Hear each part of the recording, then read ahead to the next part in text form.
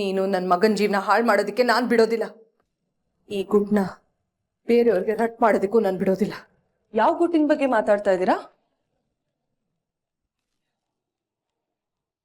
ಆಮ್ರಪಾಲಿ, ನೀನು ಯಾವಾಗ ಬಂದೆ? ಯಾರ ಜೊತೆ ಮಾತಾಡ್ತಾ ಇದ್ರಿ ಮಾ? ಏನ್ ಗುಟ್ಟು? ನೀವ್ ಆರಾಮಾಗಿದ್ದೀರಾ ತಾನೆ? ಇಲ್ಲ ಆಮ್ರಪಾಲಿ, ನಂಗೆ ಏನಾಗ್ತಿದೆ ಅಂತ ನಂಗೆ ಗೊತ್ತಾಗ್ತಿಲ್ಲ. ಹುಚ್ಚಿಡಿತಿದೆ ಅನ್ಸುತ್ತೆ. ಅರ್ಥ ಆಗುತ್ತೆ ನನ್ಗೆ. ಇದ್ಯಾರಿಗೂ ಅರ್ಥ ಆಗಲ್ಲ. ನನ್ನ ಮನ್ಸಲ್ಲಿ ಏನಿದೆ ಅಂತ ಯಾರಿಗೂ ಗೊತ್ತಾಗಲ್ಲ. ಅದನ್ನ ಬಾಯ್ ಬಿಟ್ಟು ಹೇಳಕ್ಕಾಗಲ್ಲ. ಬಾಯ್ ಬಿಟ್ಟು ಹೇಳ್ಬಿಟ್ರೆ ನಿಜ ಆಗ್ಬಿಡುತ್ತೇನೋ ಅನ್ನೋ ಭಯ ಅಲ್ವಾ? ಹೇಳ್ದೆ ಸುಮ್ಮನೆ ಇದ್ರೆ ಅದು ಭ್ರಮೇನೋ ಕನ್ಸೋ ಅನ್ಕೊಂಡ್ಬಿಡ್ಬೋದು ಅಲ್ವಾ?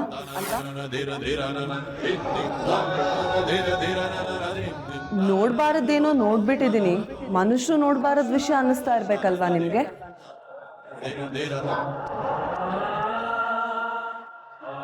ಹೀಗೂ ಆಗುತ್ತಾ?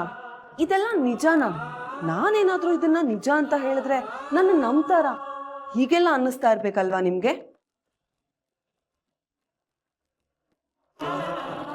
ಹಿಂಗೆ ಹೇಗೆ ಗೊತ್ತಾಯ್ತು? ದೇವಸ್ಥಾನದಿಂದ ಬಂದ್ಮೇಲೆ ನನ್ನ ಮನ್ಸಲ್ಲಿ ಓಡ್ತಾ ಇದ್ದಿದ್ದ ವಿಷಯನ ಹೇಗೆ ಹೇಳ್ಬಿಟ್ಟೆ? ನಿಮ್ ಮನ್ಸಲ್ಲಿರೋದು ನನಗೆ ಗೊತ್ತಾಗುತ್ತೆ. ಇಲ್ಲ ಅಂದಿದ್ರೆ ಹೀಗೆ ವರ್ತಿಸ್ತಾ ಇರ್ಲಿಲ್ಲ ನೀವು. ನೀವು ತುಂಬಾ ಭಯದಲ್ಲಿದ್ದೀರಾ. ಕಣ್ ಮುಂದೆ ನಡೀತಾ ಇರೋದು ನಿಜಾನೋ ಸುಳ್ಳೋ ಅಂತ ಗೊತ್ತಾಗದೇ ಇರೋ ಸ್ಥಿತಿನಲ್ಲಿ ನೀವಿದ್ದೀರಾ. ಅದು ನನಗೆ ಗೊತ್ತಾಗತ್ತೆ. ನಾನು ಮನೆಗೆ ಬಂದಾಗಿಂದ ನಂಗೆ ಹುಚ್ಚು ಹಿಡಿತಾ ಇದೆ ಅನಿಸ್ತಾ ಇದೆ. ಯಾರ ಹತ್ರನೂ ಮಾತಾಡೋಕ್ಕಾಗಲ್ಲ. ಯಾರ ಹತ್ರ ಇದು ಹೇಳಿದ್ರು ನಂಬಲ್ಲ ಅನಿಸ್ತಾ ಇದೆ. ಆದರೆ ನೀನೊಬ್ಳೆ ನನ್ನ ಮನಸ್ಸನ್ನ ಅರ್ಥ ಮಾಡ್ಕೊಂಡಿರೋದು. ನಾನು ಹುಚ್ಚಿ ಅಲ್ಲ, ನಾನು ನೋಡಿದ್ದೆಲ್ಲ ನಿಜ ಅನ್ನಿಸ್ತಾ ಇದೆ. Thank you Amrapali. ಮಾ, ಇದ್ರಲ್ಲಿ ಏನು ದೊಡ್ಡ ಕೆಲಸ ಇದೆ ಹೇಳಿ?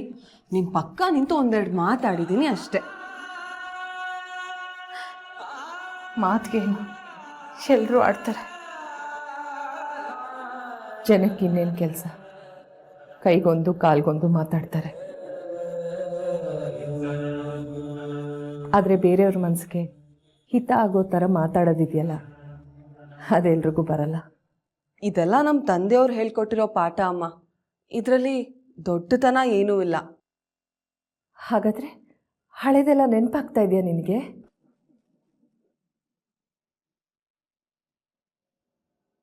ದೇವಸ್ಥಾನದಲ್ಲಿ ಏನು ನೋಡಿದ್ರಿ ಮಾ?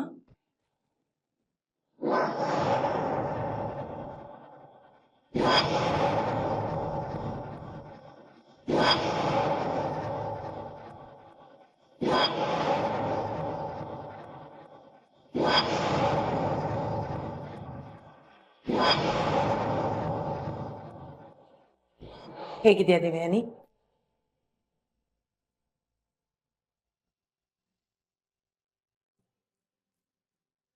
ಈಗಲೇ ಯಾವ ಪ್ರಶ್ನೆಗೂ ಉತ್ತರ ಕೊಡುವ ಸ್ಥಿತಿಯಲ್ಲಿ ಅಮ್ಮ ಇಲ್ಲ. ಸ್ವಲ್ಪ ಸಮಯದ ನಂತರ ಪ್ರಶ್ನಿಸುತ್ತೇನೆ. ನೀವಿಬ್ರು ಮಾತಾಡ್ತಾ ಇರಿ, ನಾನು ಬರ್ತೀನಿ.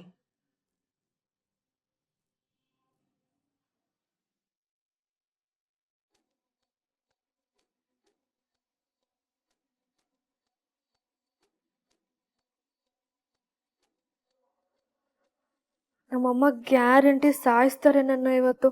ಈ ಮಾರ್ಕ್ಸ್ ಕಾರ್ಡ್ ಯಾರಾದರೂ ನೋಡಿದ್ರೆ ನನ್ನ ಮನೆಯಿಂದ ಆಚೆ ಕಳಿಸ್ಬಿಡ್ತಾರೆ.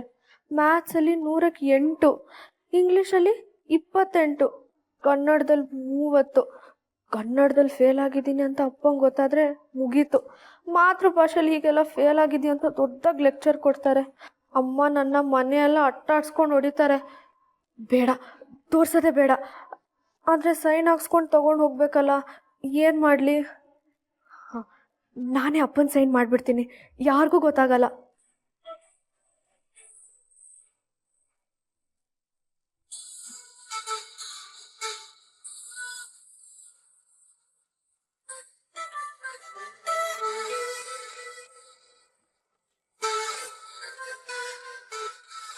ಪುಟಾಣಿ,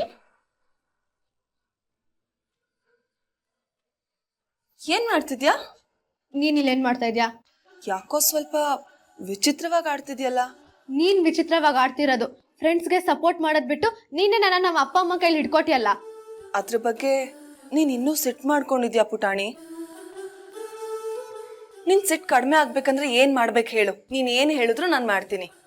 ಅದೆಲ್ಲ ಏನು ಬೇಕಾಗಿಲ್ಲ.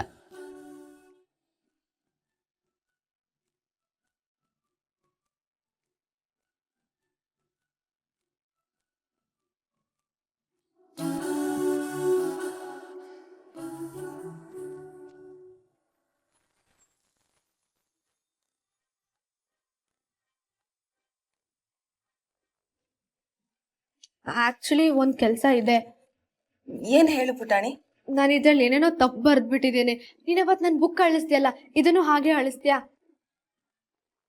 ಇದನ್ನೆಲ್ಲ ಅಳಿಸ್ಬೇಕಾ? ಇದ್ ಮಾತ್ರ, ಇದೆಲ್ಲ ಬೇಡ, ಇದೆಲ್ಲ ಹಾಗೆ ಇರ್ಲಿ.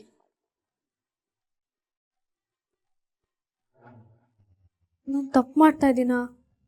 ಆಮ್ರಪಾಲಿ ಮ್ಯಾಜಿಕ್ ಮಾಡ್ತಾಳೆ ಅಂತ ಅದನ್ನ ಮಿಸ್ಯೂಸ್ ಮಾಡ್ಕೋತಾ ಇದ್ದೀನ? ಬೇಡ ಅಂತ ಹೇಳ್ಬಿಡ್ತೀನಿ. ಆಮ್ರಪಾಲಿ,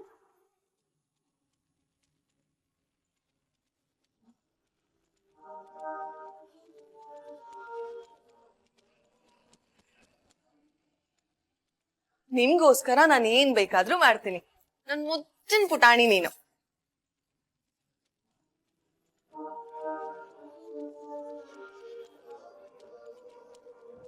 ಯುಕ್ತಿ ಪುಟ್ಟಾಣಿ ಜೊತೆ ಫ್ರೆಂಡ್ಸ್ ಅನ್ನೋ ತರ ಮಾತಾಡ್ತಿದ್ದಾಳೆ. ಅಲ್ಲ, ಅವಳಿಗೇನೋ ಮರ್ಯಾದೆ ಎಲ್ಲ ಆಡ್ತಾಳೆ. ಬಟ್ ಪುಟಾಣಿ ಯಾಕೆ ಅವಳು ಹೇಳ್ದಕ್ಕೆಲ್ಲ ತಾಳ ಆಗ್ತಿದ್ದಾಳೆ? ಏನೂ ಸರಿಗಿಲ್ಲ. ಈಗ ನನ್ಗೊಂದು ಕೆಲಸ ಮಾಡ್ಕೊಡ್ಬೇಕಲ್ಲ ನೀನು. ಏನ್ ಕೆಲಸ? ಏನಿಲ್ಲ, ತುಂಬ ಸಿಂಪಲ್. ಇವಾಗ ನೀನು ಎಲ್ಲರ ಹತ್ರನೂ ಹೋಗಿ ಅದೇ ನಿನ್ನ ಬೆಸ್ಟ್ ಫ್ರೆಂಡ್ ಇದ್ದಾಳಲ್ಲ ಆಮ್ರಪಾಲಿ, ಅವಳ ಬಗ್ಗೆ ಒಂದು ಚಿಕ್ಕ ಸುಳ್ಳು ಹೇಳಬೇಕು. ಸ್ಮಾಲ್ ಲೈ ಅಷ್ಟೇ.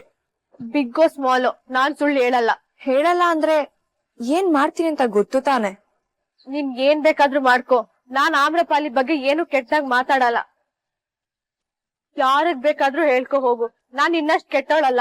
ನಾನ್ ಆಮ್ರಪಾಲಿ ಬಗ್ಗೆ ಯಾವ ಸುಳ್ಳು ಹೇಳಲ್ಲ.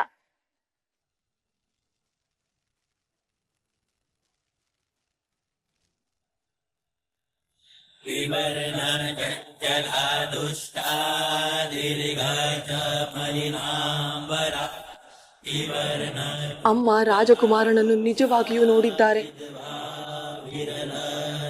ಅದಕ್ಕೆ ಅವರ ಮನಸ್ಸು ಇಷ್ಟು ಕ್ಷೋಭೆಯಿಂದ ಕೂಡಿದೆ. ಮನುಷ್ಯರು ರಾಜಕುಮಾರನ ಗಂಧರ್ವ ರೂಪ ನೋಡಿ ತಡೆದುಕೊಳ್ಳಲು ಸಾಧ್ಯವಿಲ್ಲ. ಆದರೆ ಅಮ್ಮ ರಾಜಕುಮಾರನ ಮುಖ ನೋಡಿರಬಹುದೇ?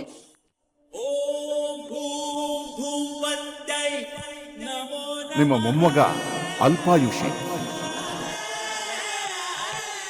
ಜಾತಕದ ಪ್ರಕಾರ ಅವನು ಇಷ್ಟು ದಿನ ಬದುಕಿರೋದೇ ಹೆಚ್ಚು.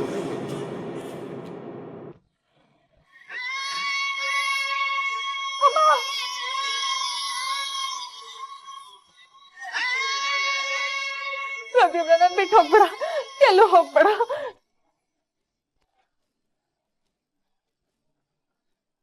ಈ ಕೃಷ್ಣನನ್ನ ಇಷ್ಟು ಕಾಲ ನಾನು ಪೋಷಣೆ ಮಾಡಿದೆ, ನನ್ನನ್ನು ಬಿಟ್ಟು ಹೋಗ್ತಿದ್ದಾನಲ್ಲ. ನನ್ನ ಯಾರೋ ಕರ್ಕೊಂಡು ಹೋಗ್ಬಿಡ್ತಾರೆ.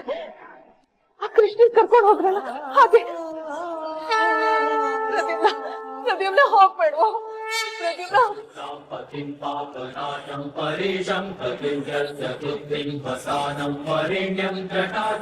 ನಿಮ್ಮ ಮೊಮ್ಮಗ ಅಲ್ಪಾಯುಷಿ.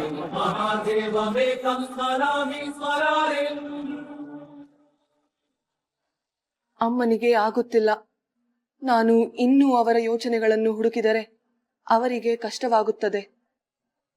ರಾಜಕುಮಾರನ ನೆನಪು ಕೂಡ ಅವರಿಗೆ ಕಷ್ಟ ಕೊಡುತ್ತಿದೆ. ಅದರ ಭಯ ಬಿಡಬೇಕು ಅವರು. ಯಾರು ಮಗನನ್ನ ಕರ್ಕೊಂಡು ಹೋಗೋದಕ್ಕೆ ಬಂದಿದ್ದಾರೋ ಅವರೇ ಅಮ್ಮನಿಗೆ ಸಮಾಧಾನ ಹೇಳ್ತಾ ಇದ್ದಾರೆ. ಆಮ್ರಪಾಲಿ, ರಾಜಕುಮಾರ ನಿನ್ನ ಹತ್ರನೇ ಇದ್ದಾನೆ. ಮನಸ್ಸೊಳಗೆ ನುಗ್ಗು, ಉತ್ತರ ಹುಡುಕು.